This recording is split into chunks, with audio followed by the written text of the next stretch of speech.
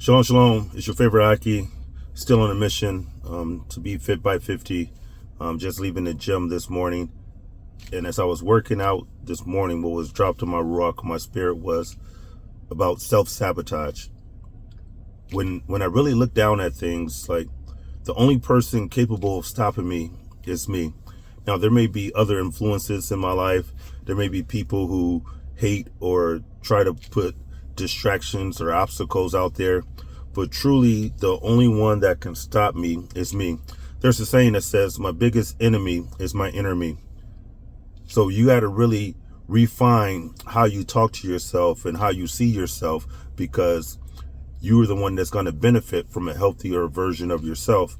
So if you are the one that's self-sabotaging and giving up before it's time, making excuses, delaying your progress by saying, I'll do it tomorrow, I'll start Monday, I'll do it another day, or I don't feel like it.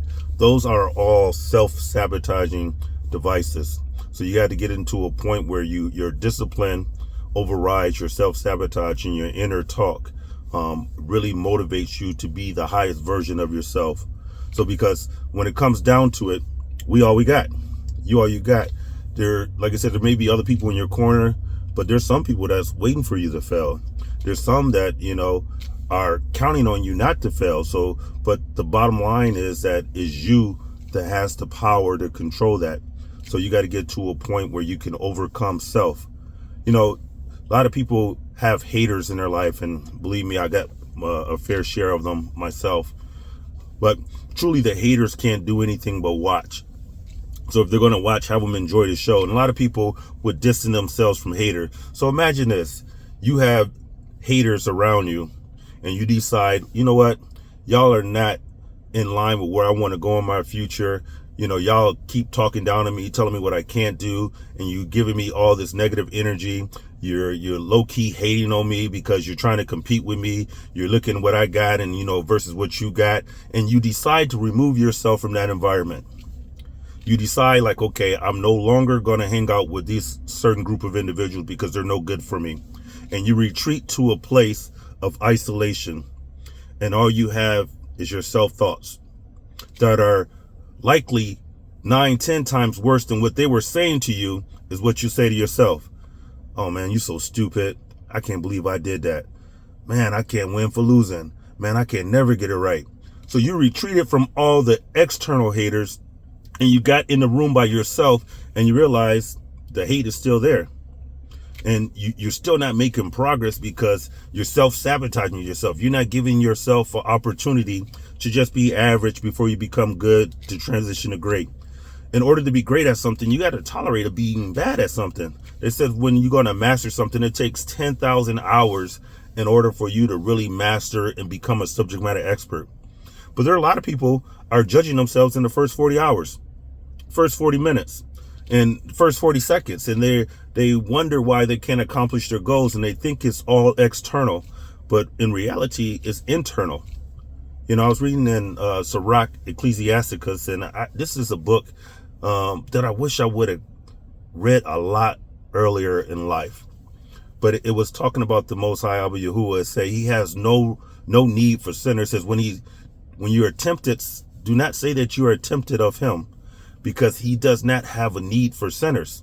And as I thought about that, it's like, people will always make an excuse. And if you need an excuse for why you can't accomplish something, you're going to find twins. You're going to find many. There's many excuses of why you can't do something, but you can say, well, I was born in this environment, I was born this way, or I got this deficiency, I got that. But when it comes down to, when I look at sin, it's like, that's your willingness to be in opposition to Abba Yahuwah, or being opposite of what he said do. You have willing, like when you may be influenced by friends and social clubs and whatever, if you gangs, whatever it may be, there may be external influences, but you voluntarily decided to include yourself in that. Very rarely do you sin against your will. It's one of those willing things that you participate in. Oh, it's not that bad. Come on, everybody's doing it. And you'll find yourself going along to get along.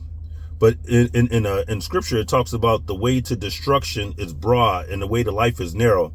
So a key indication, if you're being externally stimulated, then that means you're going the way the majority of people go. If you're going the way that's popular and the way that everybody else is going, there's a good chance you're going to lead to destruction. But when you venture off that path and do the narrow road, then that's what's going to lead to life. And on that narrow road, you got to be mindful of how you talk to yourself. So the difference between isolation and meditation is that isolation, you get to yourself and you're empty, and then your thoughts are empty or negative. They're at a deficient state. Man, I ain't never going around them again. I don't like them, or this or that. Oh man, I messed this up, so I'm going to hide myself until they forget about it. And you start recycling trauma and past events. But the scripture tells us to meditate on the word day and night. So that means that we got to have something that we're thinking about. We got to have something positive. And there's in my resiliency training back when I was in the Army, they used to say hunt the good stuff. And the reason they had to hunt the good stuff because this not readily available. There's a lot of negative stuff that's available. You can turn on the news, you can go on social media, somebody's having a bad day, somebody just broke up, they lost this, they lost that, they're mad at that. It's like there's enough bad news out there to saturate this earth 3 times over. But when it comes to good stuff, that is very rarely things that's out there. So you got to hunt it. And sometimes, as I said in the last video, showing up is your good stuff and being able to not compare yourself. There's a saying that says comparison kills contentment. So as long as you're comparing what you have to what somebody else has, then you will never be content, because somebody's always going to have more and someone always going to have less.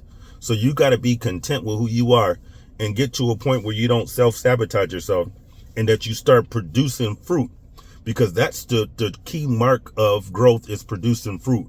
You should not be the same today as you was 3 years ago. And if you have the same train of thought, you have just wasted 3 years of your life. So get to a point where you're not self-sabotaging yourself, that you're able to grow, that you're able to speak life. You know, when I was in flight school, you know, I struggled at times with self-doubt and wondering if I was good enough, if I was smart enough. And I remember a mentor, he had me write out a 3x5 card and put affirmation statements. I am great. And I was in flight school, but I would put, I am a pilot. I'm a great pilot. I am learning. I'm growing. I'm developing. And I would put that on the mirror. So as I was brushing my teeth, then that's what I would feed into my mind. And lo and behold, I became a pilot. And, you know, when you get those affirmations that are positive, it feeds you. You know, at first it feels like it's faking it till you're making it. And a lot of people will have issues with that. But the truth of the matter is that you're rehearsing your future. You're bringing it forward by speaking it into life. Even we just purchased a new house with some land. We had spoke this in existence 2 years prior, and we started walking it out. It wasn't just all of a sudden we packed up and we moved out there. You know, it talks about in Habakkuk, it says about write the vision down and make it plain. Though it tarries, wait for it. Tarry means that it may not come right away, but it's coming. And sometimes you disqualify yourself when your blessing is en route. Your blessings en route, you start making positive changes in your life and you don't see it immediately. So you get off on an exit and your blessing keeps going right by you to someone who stayed on. So sometimes you got to get to a point where you are overcome with positive affirmations. It's not denying reality that life is hard, that difficulty happens, that failure happens. And I'll conclude on this because I'm trying to start keeping these videos under 10 minutes. If you haven't noticed, I have a saying that I can't fail. And I don't believe I can fail. And it may sound like arrogant, but I say that even when I fail, I have successfully found out what didn't work so I can begin again more intelligently. So even my failures are a success. So the bottom line is don't self-sabotage. Give yourself an opportunity to grow. Don't expect perfection. And then give yourself an opportunity just to be average at times. You're not going to be great at everything, but you can be a better version of yourself. And once you become a better version of yourself, you'll reach the highest version of yourself. And it'll get to a state where you won't recognize what you transformed into. But then you will, because you believed in yourself. You will recognize, oh, this is what I spoke. And you can recycle that. So you have a choice today. The biggest enemy, don't let it be the inner you. You know, so the next person to the inner person that's hating on you It's the person who won't even click like on this video. You just sat and listened to this. That's a hater mode, not to even hit like. It ain't gonna even cost you nothing. Shalom, shalom.